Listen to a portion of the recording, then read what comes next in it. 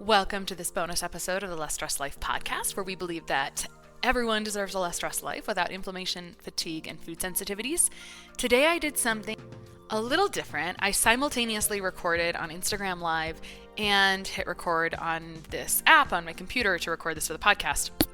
And after I got done, I thought, maybe I'll re-record that and shore it up a little bit. And I decided life is too short. I already spent an hour on this and I'm just going to roll with it. So I hope it doesn't drive you crazy. I hope you find a lot of value from it. I did go through an outline. And so I'm going to talk about that here in a moment. But before we get into the actual episode, and really I hope you get a lot of value out of it, there was a post I did on Instagram that received quite a bit of traction, over 3,000 likes, and lots of questions about what do you do if you have symptoms of high and low cortisol. So I get into that in quite a bit of depth today. But before we do that, I just wanted to share that I am going to do something I think is a little bit fun. It's an Ask Krista live call. It's for health professionals. It's for RDs or NPs, PAs, PTs, DCs, something like that, because those that have similarities or in practice or something like that, we're going to get more benefit from each other. So I'm going to do a 60-minute small group call via Zoom. It's a paid call. It's only $30. If you don't think it's worth that, or if you have questions, like I'm not accepting email questions before or after. When you register, include your questions there, but you can also ask questions live. I know it's not going to be too big of a group because I've done stuff like this before, and usually 50-ish% of people show up live to things. And I know it'll be fine. And I budgeted a little extra time. So clinical questions, business questions, podcast questions, second opinions, anything around finances, anything, all of that is totally fine to talk about in that session. What I will not cover is like insurance questions, scope of practice, or legal just stuff, because it varies and I'm not an attorney, and just no emails. And of course there will be a replay. If you go to askkrista.com, all the details are there. If it sells out like in a minute, then maybe we'll add another one. I'm just doing this for fun. So I wanted to connect with you, and that's the whole purpose of it. And that's enough. So let's jump into what to do with high and low cortisol. All right. So I'm trying something not exactly new. I did this once or twice before, but it is simultaneously doing live on Instagram and then also recording a podcast. So I'll try not to look at the computer, but I do have an outline. And today we're going to talk about the symptoms of high and low cortisol and what you do if you have both of them. So about a week or more ago, I posted on Instagram symptoms of high cortisol and low cortisol, and the comments blew up on what if you have both? And so here's the outline of what I'm going to talk about. A couple years ago, I ran this adrenal resilience reset where I tried to pack all of this information into 4 weeks, 4 classes. And so I'm going to very briefly go over what I did in that class a little bit, or I'm going to try to, and then I'll go by the questions that are showing up in the comments. So in general, there is a normal cortisol curve that's supposed to happen. So we're supposed to have a peak after you wake up, 30 to 60 minutes after you wake up. And then we're going to talk about where cortisol comes from, what else the adrenals are controlling, kind of how the different situations, whether it's burned out, if it's high, if it's normal, and just the things that need to be done if we're aggressively trying to heal the adrenals and heal cortisol function, and then non-negotiables from a lifestyle perspective. So let me briefly set this up. And so first of all, my name's Krista Bigler. I am the anti-inflammatory nutritionist. Thank you for joining me live on Instagram. I really appreciate it. So the post said symptoms of low cortisol were difficulty getting out of bed in the morning. And these are kind of more dead ringers of low versus high. So symptoms of low cortisol, difficulty getting out of bed in the morning, easy fixes for that, potentially. Afternoon exhaustion, these are when you're very kind of worn out adrenal wise, getting dizzy, irritable, and sleepy if you go without food for 4 and 5 hours. That's because the adrenals not only make cortisol, but they also make DHEA, and that is a hormone that helps control blood sugar overall. So if you don't really have a buffer to help you control that, you're going to feel more hangry and not that awesome. Craving salty foods can be a real dead ringer because the adrenals crave that sodium, that potassium, those minerals. It's a huge piece. There's a 3-pronged approach to healing adrenals. Frequent illness can be one. Because when we have high stress, we suppress our immune system and secretory IgA, and then low sex drive. So if you're in a low cortisol state, you don't have probably the resources to create testosterone. So I actually see, when I've done Dutch tests and I've seen really low testosterone, really flatline testosterone related to libido, if the cortisol is running really flatline, meaning you burned yourself out, it's hard to get that testosterone up. There are some herbals you can use, but I just don't see it working very well until the adrenals are healed. So that was symptoms of low cortisol. Symptoms of elevated cortisol is feeling tired but wired. So what's supposed to happen is you're supposed to wake up, you're supposed to have both high and low cortisol throughout the day. And so what's supposed to happen is you're supposed to wake up, and then 30 to 60 minutes after you wake up is your cortisol awakening response. So that's your natural coffee. That's how you feel. That's how, and this is programmed by full spectrum light. So the first thing I always recommend like a 2-minute morning routine, which is to get up, try not to look at your phone, because that's now telling your brain, it's telling your suprachiasmatic nucleus that it is now noon. So that's not very helpful if it's like 6, 7, 8 a.m., 5 a.m., whatever, if you're telling your brain it's now noon. So what you've got to do is go outside. If you do this through the windows, it actually reduces the full spectrum light dramatically. It is the season where we can do this outside. In the wintertime, getting a full spectrum light and putting it on your desk in the morning is good. But that is going to tell the suprachiasmatic nucleus in your brain. It's going to hit your skin, and that's going to help produce hormones for the day. It's actually going to help produce melatonin for the night, which is really cool. And then blue light will destroy that melatonin, and sunset will help release it. So those are like the 3 steps of, some of the 3 steps of melatonin creation.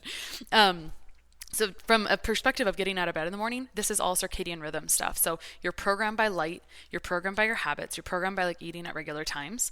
And so that's like a whole thing, right? So there's normal cortisol curve. You're supposed to be able to get out of bed and have a 30 to 60 minute rise in cortisol after you get up. Programmed by full spectrum light, and then that's the highest it should be throughout the day. After that, it's going to peak and it's going to kind of go down. It should not like flatline in the afternoon. If it does, you might feel like super exhausted in the afternoon. There could be different reasons for that. And then it should be lowest like right as you're getting ready to go to bed. But have you heard of this concept? Please comment if you have. Have you heard of this concept called revenge bedtime?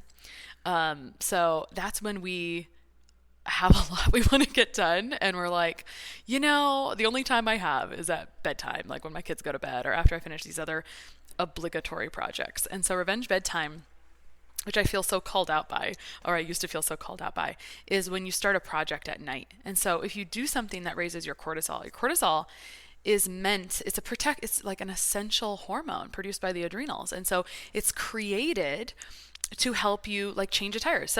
But it's also supposed to go down after 90 minutes. So if you get a flat tire after work, that would like make your cortisol rise, right? If you have something stressful happen, that should make your cortisol rise. It helps you get through it in that moment. In fact, right now, I bet my cortisol is up because I'm like trying to multitask and also get out of my office. And but I've been wanting to do this for a week, so I just said I'm just going to do it right now. So I'm probably raising my cortisol. Fortunately, it's only 5:43 p.m. where I live in Mountain Time, so therefore I've got plenty of time for reducing it. I've got a cortisol reducing activity right after this. But if you start a cortisol rising activity at 9 p.m. or 10 p.m. or 8 p.m., you're now heightening your stress level, and then it takes 90 minutes for that to come down. So when you're wired and tired, that means your cortisol is higher than it should be at bedtime, which is when it should be at an all-time low. I can try to peace, love, and dream, which your question was, can you possibly mention cortisol in people with extensive PTSD? There's a lot that's layered into this, isn't there? For sure. I mean, this is like, I feel like there's a lot to talk about here. All right, so we talked about normal cortisol curve, heightened in the morning, cortisol awakening response, programmed by the sun, hitting the suprachiasmatic nucleus, programmed hormones. We talked about how it should go down in the afternoon. We talked about how it should be at the bottom at night. And so we talked about why that would look like getting out of bed in the morning would be difficult. And why that would be low cortisol in the morning, and how you can try to reprogram that right now with light therapy. And then feeling tired and wired, we covered that one because we talked about like kind of raising cortisol at night. And so if someone's really struggling with that, first of all, it's lifestyle, which that's the unsexy part. Like no one actually wants to change anything. So you might have to watch what you're doing revenge bedtime wise. I have to have conversations with really intelligent people all the time. Like, what time do you need to get up? Okay, what time do you have to go to bed? Okay, what's 90 minutes before that look like? That's like actually the bedtime routine piece of it. By the way, turning down the lights is going to help release that melatonin. Seeing the sunset is like fancy, but if you turn down the lights in general, it helps your melatonin release in the dark. So what else do I want to say about feeling tired and wired? For some people, if they're really having trouble turning off, there is a product I'm only going to mention professional products that I'm like really familiar with.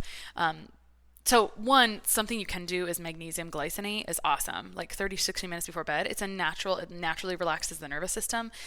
You can feel just like a little bit of a calm sensation. Freaking love valerian root and lemon balm at night too. Trader Joe's has a tea called Well Rested and it's lovely. Like those really are awesome. And then I like Integrative Therapeutics has a product called Cortisol Manager. I think it's got magnolia and L-theanine. So again, these are like nutraceuticals, and I would really recommend like looking at your life first. If you're trying to do revenge bedtime, if you're trying to do a project till 10 and then you're like, oh, but I got to go to sleep because I got to get up at 6, like I would just ask you to be honest with yourself first. Yeah, everyone, that's like the question of the year, right? Which is night shift. I'm going to add it to my list of conversation pieces. So night shift. Yeah, it's not a good situation. Does menopause play a role in being super tired late in the afternoon? Every time someone thinks that there's a simple question, I'm like, well, let me walk through the physiology of what's happening there. Because in menopause, you're dropping off all hormones, so that can make you feel tired in general. What I will tell you about perimenopause and menopause is that if your adrenals, because this entire topic is around adrenals, because adrenals are the bean-shaped glands on top of the kidneys that produce cortisol, but they also produce aldosterone, which helps control your blood pressure, and they also secrete DHEA, which helps regulate your blood sugar, which is essential for all hormone production. So there's a lot to it, and if what the basics would be is if your adrenals are under constant stress and cortisol is the essential hormone, that means your body's going to downregulate every other hormone production to make cortisol. Because it's like, well, I got to get away from the tiger, so it's the most important hormone. So it's going to downregulate everything else in favor of producing cortisol to the point where like you can feel just like crap. And so what I will say about menopause and perimenopause is that there's a huge relationship to what's going on with the adrenals, because your ovaries are like, I'm actually going to check out now. I'm kind of done making this much progesterone and estrogen. Like, you don't really need a cycle anymore. You're not reproducing. And so now the brunt of hormone production goes to the adrenals. And so if the adrenals, I always like to say it's never out of style to support the adrenals. Like you're going to need that your entire life. Okay. So we talked about feeling tired but wired, difficulty getting out of bed, afternoon exhaustion. I think one, if you roll over and look at your phone and you just told your brain that it is now noon, that's going to look like you're going to potentially have some issues with afternoon exhaustion there. Something to think about if you're supporting your adrenals. Supporting your adrenals actually looks like feeding yourself. I said yesterday when I showed up to one of our group client calls, I'm like, not to brag, but I had a good lunch and I've got a lot of great energy right now. So I would just say that always go simple, like a simple answer first. And so I know personally, like if I'm fried at 4 or 5 p.m., I need to look at what I had for nourishment about 4 or 5 hours before that, because you can't run on an empty tank. And that's actually like a great way to think about it in general, because cortisol, I like to think of it as like a gas tank a little bit, or a speedometer. And so I've actually, as I've been talking here and knowing that I was raising my cortisol, I've tried to like tamp down my speed of speaking, because I know that raises my cortisol. So the speed limit, cortisol and adrenal stuff is about resilience. And so if you are driving the speed limit and you can adjust to the speed limit, that's like having a good buffer, having good resilience. That's being able to adjust to the environment, to being able to self-regulate. It's really the magic sauce. You know, like we can fix and heal things, but like if you can't self-regulate the nervous system, it's going to be an issue, like long term. Like you're going to like keep trying and failing. And that's what we do in healing. We try and fail a lot until we succeed. And it's not all bad. It's like, hey, that didn't work, or this did work. So if you can adjust to the speed limit, then you have good resilience. Things are working well. If you're speeding all the time, and that can be that can be a metaphor or an actual thing, right? Like me just talking fast. If you're speeding all the time, that can look like you're running from thing to thing to thing. You don't have time to stop. You're running on high cortisol probably, right? And just running on high cortisol, what your body will actually try to do also, talking about more afternoon exhaustion things, your body does, this is a little nuanced and fancy, but your body does try to protect you from that. Like if it's like, man, she's really doing that a lot. Like that's usually a temporary thing. Like, oh, I got to run from the tiger, got to change the tire, whatever. Cortisol elevation is usually like where we stimulate is usually supposed to be a temporary thing. But if you do it kind of chronically all day long, your body's like, this is a lot of cortisol. That's not ideal. So your body tries to protect you by deactivating it into cortisone through your kidneys. And that is an energy dependent process. So it can be exhausting to try to convert all of that. As a side note, not the most important thing I'm saying today, but as a side note, what else do I want to tell you, or what else were we just talking about? The speedometer thing. So if you're running kind of speeding all the time, that's elevated cortisol. So you might want some things that tamp it down.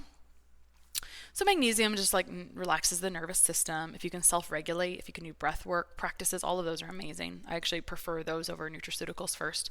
And then we kind of talked about these nutraceuticals already with being wired and tired, which would be like I'll talk about holy basil in a moment, but like valerian, ashwaganda can be awesome for the adrenals. Some people are like, I friggin' love ashwaganda, and I've had some people feel a little interesting on it, so just always be aware of that.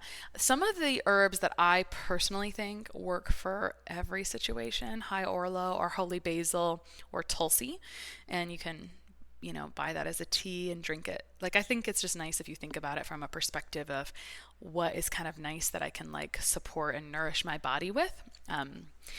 What else?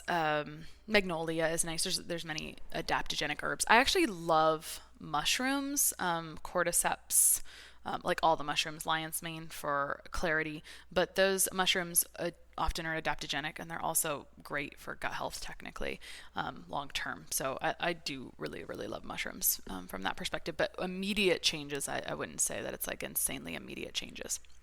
All right, so back to the speedometer thing. There's 3 scenarios. You can adjust to the speed limit and you have good resilience, and you can buffer and you can self-regulate your nervous system. You can be speeding and running in high cortisol, and that just feels like wired and tired. Like maybe you perspire a lot, you're running from thing to thing to thing. I can talk about what happens physiologically in the body. You dump nutrients, and so then you're not running on. You're running kind of like you're using up nutrients quickly if you are running on high stress. And then what happens longer term, if you speed for a long term, you use up more gas, actually, right? Good metaphor. You use up more gas, and then you run out of gas and you're flatlined. So that's what happens when you're low cortisol, and then you kind of feel like crap. Like you're just kind of exhausted all the time.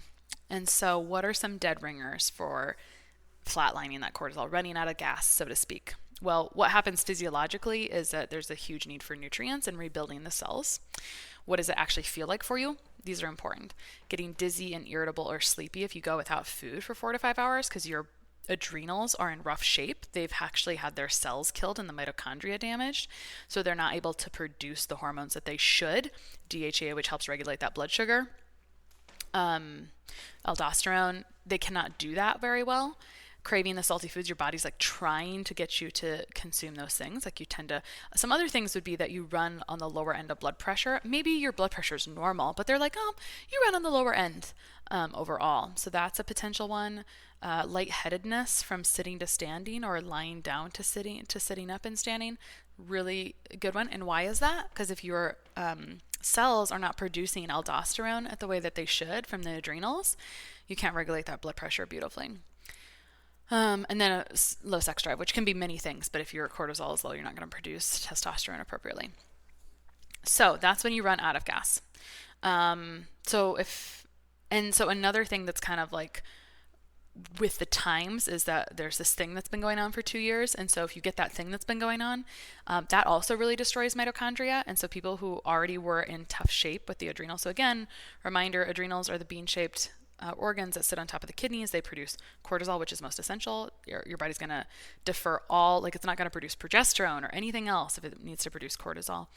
Aldosterone, which helps control and regulate blood pressure for you, and then DHEA, which helps regulate blood sugar. So because cortisol is the most important, it's going to do that. But if the cells are damaged from long-term stress, which is essentially the simplest way to say it, if they're damaged from long-term stress, mitochondria is going to be damaged. Mitochondria makes energy. So the other thing that really damages mitochondria, mitochondria gets degraded over time with aging, and you can always support mitochondria. And that should be like a light bulb for you, that when you support mitochondria, you're supporting natural sustainable energy all day long. So there's a lot of nutrients that support mitochondria. And the foods that are high in mitochondria are like liver and heart. Yes, thank you. Diane Lynn, she said, oh my gosh, yes, everything in my body went south after the thing for the last 2 years. And I'm saying that because I am recording this for the podcast and I'll publish this right away on the Less Stress Life podcast, but I just wanted to do dual recording so I could chat with you guys here too.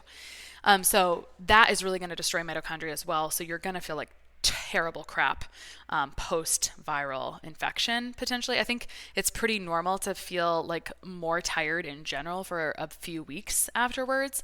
But if you really just feel like poop, then I think that's a really good dead ringer that like your mitochondria needs a lot of love and support, and you can nourish those cells back to health. So I want to talk to you about a three-pronged approach from the physiological perspective on how I support the adrenals and cortisol function, et cetera, in practice, and the things that need to make sure we're addressing that are going to continue to abuse adrenals. So we can talk about basic lifestyle non-negotiables first, and then I'll get into the fancier things that we do in practice. So non-negotiables, and so this is the stuff like people aren't really willing always to do, and it makes it take a really long time to get better. And so if you just do these, I think it takes like a year to get better.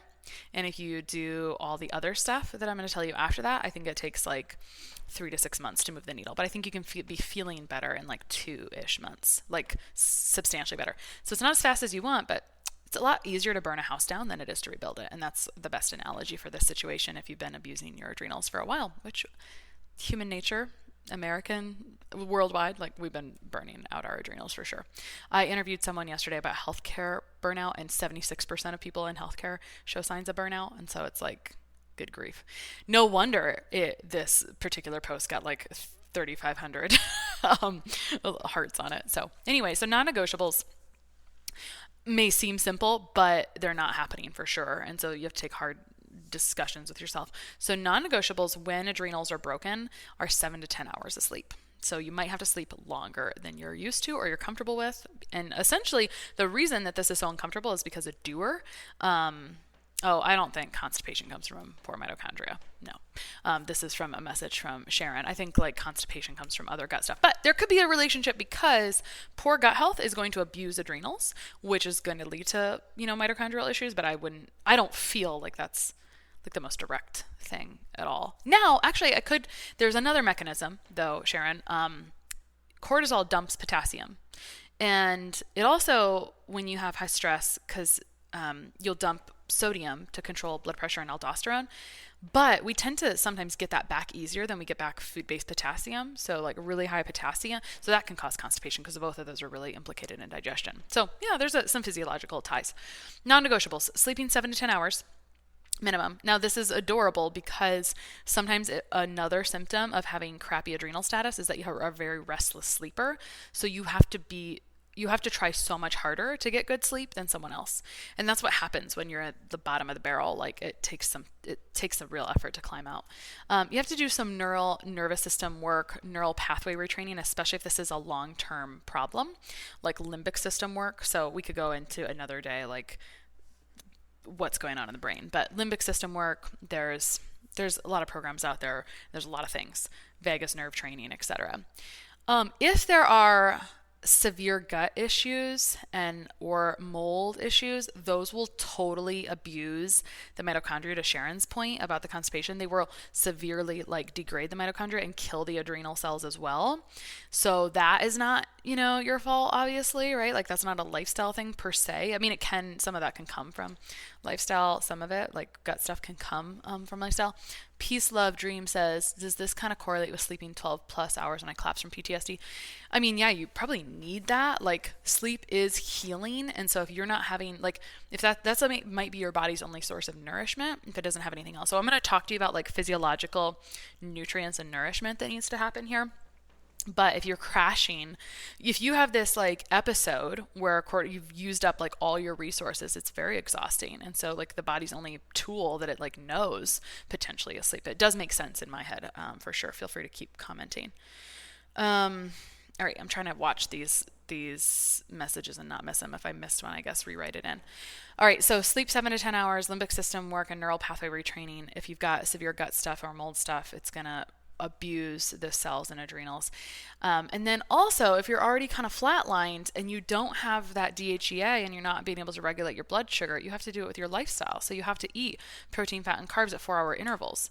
I've seen people have to eat them like at 2 or 3-hour intervals. And I know that feels uncomfortable. People are like, this can't be okay. Like, I'm so hungry. Yeah, you don't have anything regulating it. So you have to kind of do it on its own. Like, you have to keep filling the tank little by little by little. It sucks, but it's true. Night shift. Oh man, that's like a whole thing. And then in general, for anyone, I think it's good for us to like take an inventory. My favorite thing to do is just to draw a line down a piece of paper. And when you take this out of your brain, it's so much better than when you try to problem solve internally. It doesn't work. Draw a line down a piece of paper, and on one side, you put the things that are bringing you joy or you're really enjoying or you want to do more of or just whatever, like whatever makes you kind of happy. And on the other side, put down like what's draining my energy and making me hate my life and all that stuff. Like what is stressing me out? And when you look at those two, a lot of times, the only reason you have this stuff in like the vampire column is because your brain, it was all like moving around in there and you thought you needed to do that. And often you can be like, oh, that is really taking up a lot of rent-free space in my head. And I actually could just put that on the chopping block. Or something, if I have something like that, I have to make a plan now to see the benefit. Like sometimes with work stuff or whatever, I'm like, oh, why did I schedule that much on my plate? Like that does not make me feel good at the end of the day. So sometimes you have to make a plan now to see the fruition of that in a couple months. So that's the hard stuff. It's like there's a reason we ended up in this position typically, right? And so we have to like think through, not just think through, but like we have to kind of like do some basic lifestyle stuff, because some people will ask me, I have this family member who's like, but Krista, I just want to lose weight and blah, blah, blah. Like, why can't I lose weight? And I'm like, oh my gosh, there is not enough time in the world for this, because your life doesn't make mathematical sense. You like go to work all day and then you run around and chase we all have pieces of this in our lives, but there is, how are you regulating your nervous system? And do you need to do it all? Like there is just like breaking points, and we have been trying to do too much with too little for too long. And it's absurd. So lifestyle stuff, we need to assess that. So I like to use that like tool where I just draw a line down the middle. Like I think literally doing that monthly is a really great choice.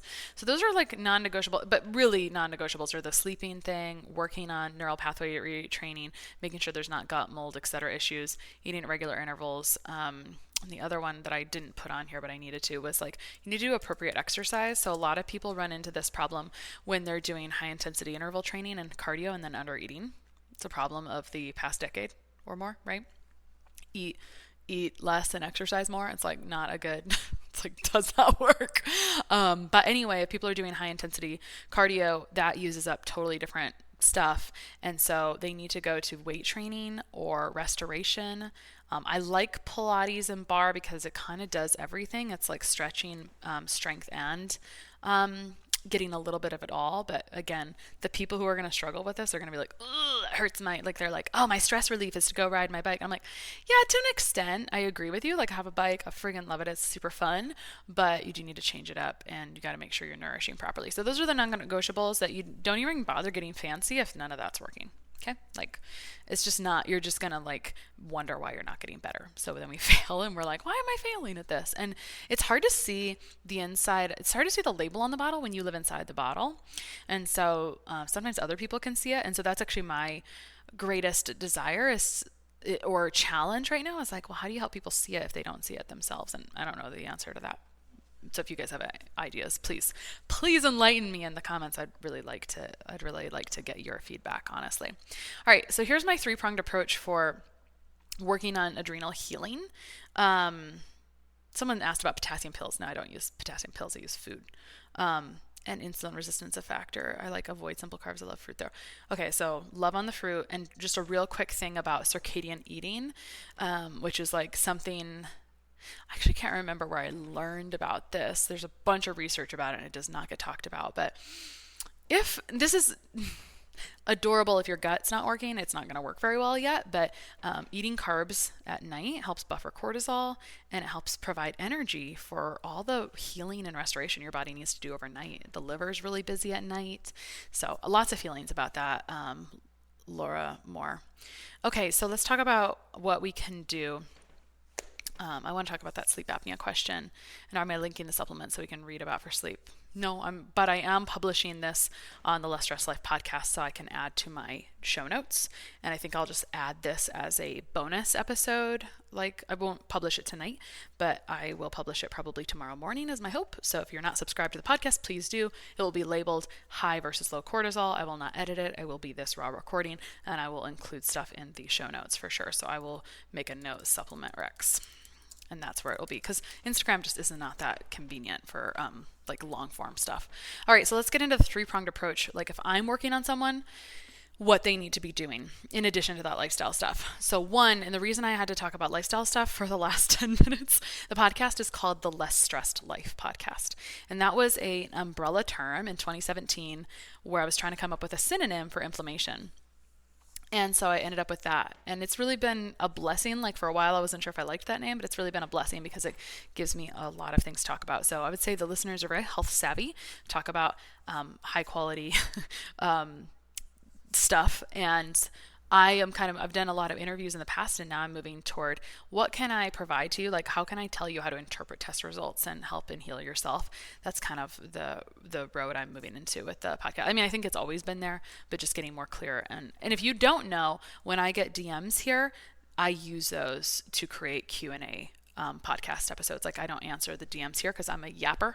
And so I'd rather answer it in dialogue in the podcast and go through like all the things, because people always think the question is like a one sentence answer. I'm like, actually, no, not ever. For me, if you understand the physiology, it's like, well, here's 3 things that could be going on there. All right, let's get into the 3-pronged approach for healing adrenals if they're flatline. Because remember, you can either adjust to the speed limit and it's working well, you're speeding, or you're running out of gas, and so you're out of nutrients.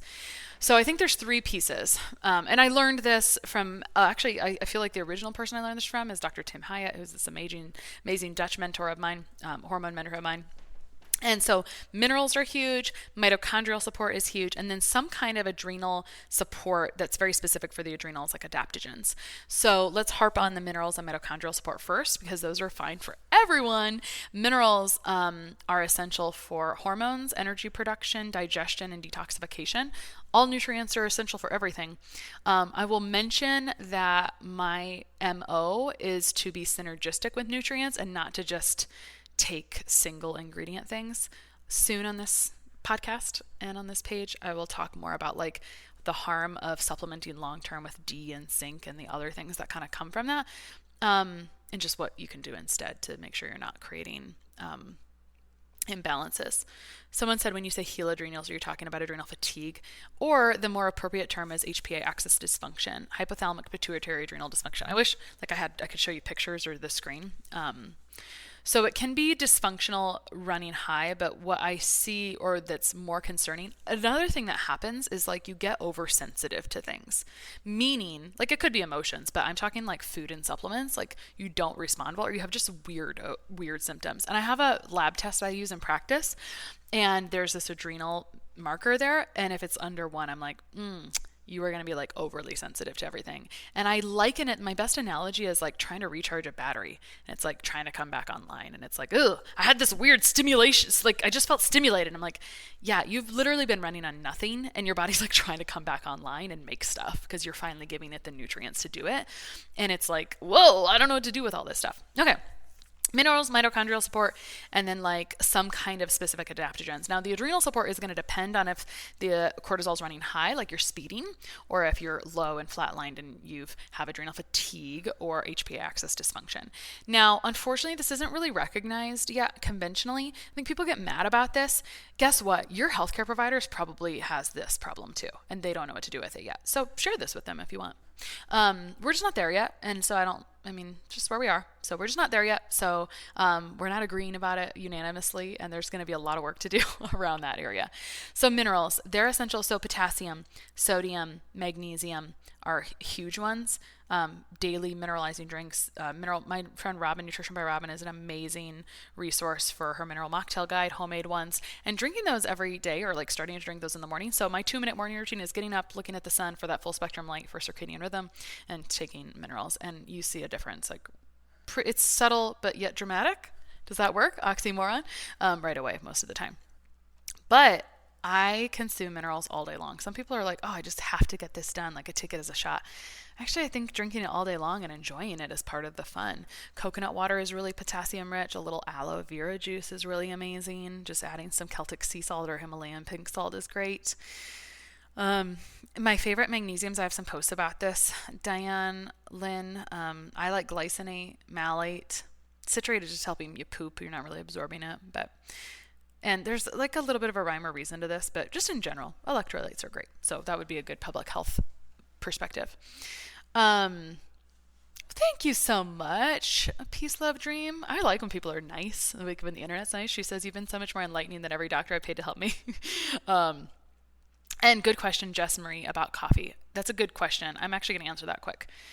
My perspective on coffee, it's multifold. Should have a separate one on that. Like, what do you think about coffee? Let's go on a 10-minute rant about that. I had coffee today. It was lovely. I like to drink it.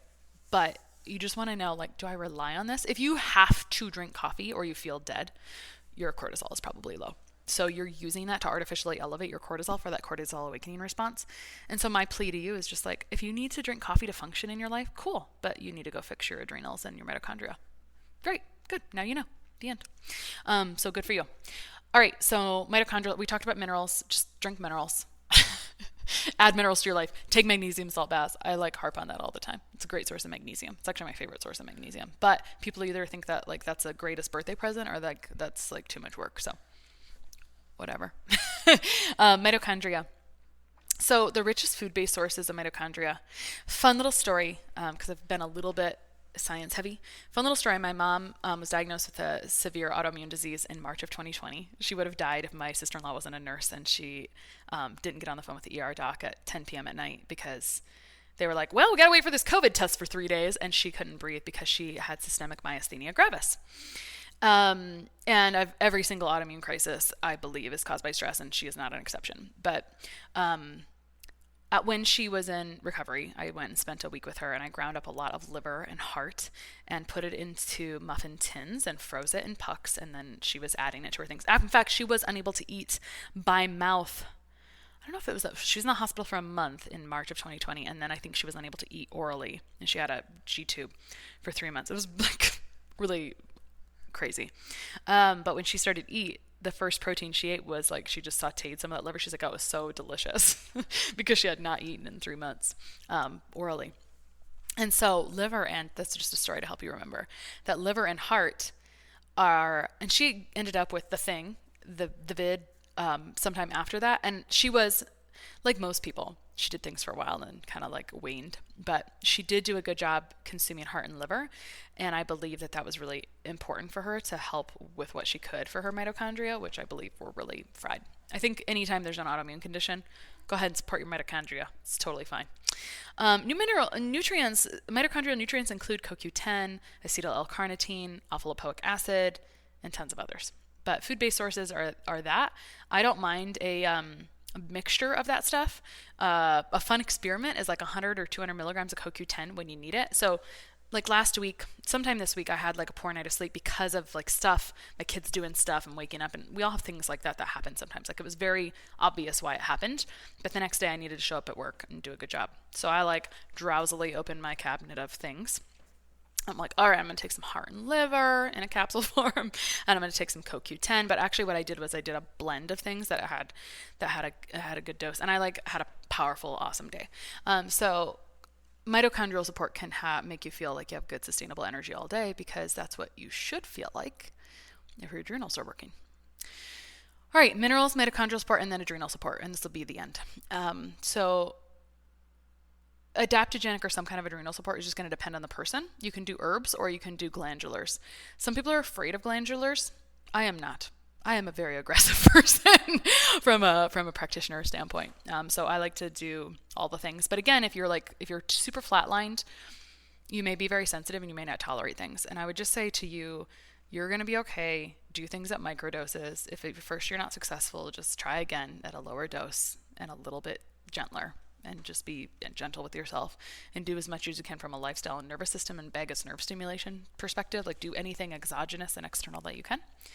So the adaptogens support If you're flatlined, specifically, I think licorice is good. It's stimulating, but if you're already wired, licorice is not right.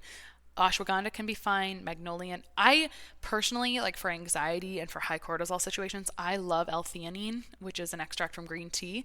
It's like calm focus. And I love GABA, which is a natural neurotransmitter. I just feel good on those, like clear, chill, but not drowsy. So I do love those for high cortisol situations, because we all run into those, and I can recognize that. And sometimes I can breathe my way out of it. And sometimes I'm like, all right, I'm giving a presentation. I feel really nervous, and I'm going to take some L-theanine so I can feel good. All right, what else? And then I use like adrenal glandular depending on what's going on. So it just depends on the person. And I hope that was really helpful. So in summary, we talked about normal cortisol curve, programming that with sun. We talked about circadian rhythm a little bit. Circadian eating includes good source of carbs at night, fruit, whole carbs, whatever. Helps buffer the cortisol, helps give your body some nourishment overnight. If your gut's a mess, it may not work. I'm trying to say your name here. E.B. Fit Harris, I don't know. It's like a long name and I don't want to mispronounce it. He says, do you ever use magnesium threonate for helping calm the brain? For sure. It crosses the blood-brain barrier and is really good for brain clarity. Nicole Johnson said, oh, thanks for bringing this one up. Glad to hear this. I was on prednisone. I think that affects my cortisol. Let me talk about that. Prednisone is cortisone, and earlier I talked about your body, your kidneys convert cortisol to cortisone to protect you. And when you are on prednisone, or importantly, topical steroids, those are cortisone. So if you're on those long term, it's like the same thing as prednisone. I mean, prednisone is more systemic, whatever. But what's happening is you're sending a message. Everything's like messages are coming back and forth from the brain to the body. And what happens is if you're getting external cortisone, your body's going to shut down its own production. So it kind of looks like adrenal fatigue. So supporting the mitochondria is really smart in that case as well. All right, great. There's some good comments. Thank you so much for these good comments. Sorry I didn't get this out sooner, but it totally goes to, and Joanna Sky asked a question unrelated to our topic, which is high and low cortisol, but it can be related, because what happens if you have high cortisol, you dump magnesium. And so one of my favorite tools is to use magnesium, 600 milligrams, glycinate preferred, see if it helps calm things down. All right, so we talked about the three-pronged approach, which is minerals, mitochondrial support, and then some kind of adaptogenic or glandular support. And that's going to take a hot second. It's going to take a while. And then we talked about those non-negotiables of how much sleep it takes, exercise changes that have to happen so you're not like overdoing the cardio, undernourishment, and making sure you're getting enough intake or food at 3, 4, or 5 hours, because you don't have the DHEA being produced from the adrenals because of cellular production.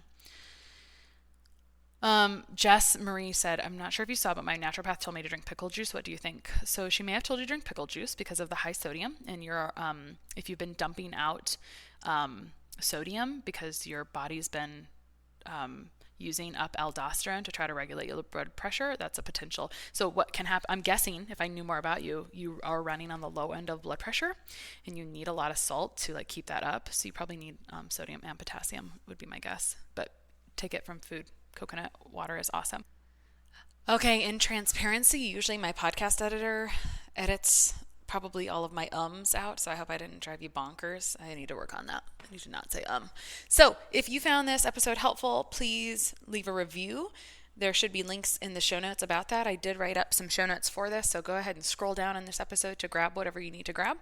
If you feel like you need help with this, jump on the waitlist to work with us at kristabigler.com. And otherwise, share this with a friend. Please, please, please share it with a friend. Share the love. I just really feel like I'm in a place right now where I want to be as generous as I possibly can be with these episodes. So if you leave a review, if you send me a message on Instagram, or you leave a SpeakPipe message on my website, there's a page for the podcast, and the podcast has video or audio recordings. You can leave a question there. I'd love to answer them in future Ask Krista podcasts. We'll talk to you soon.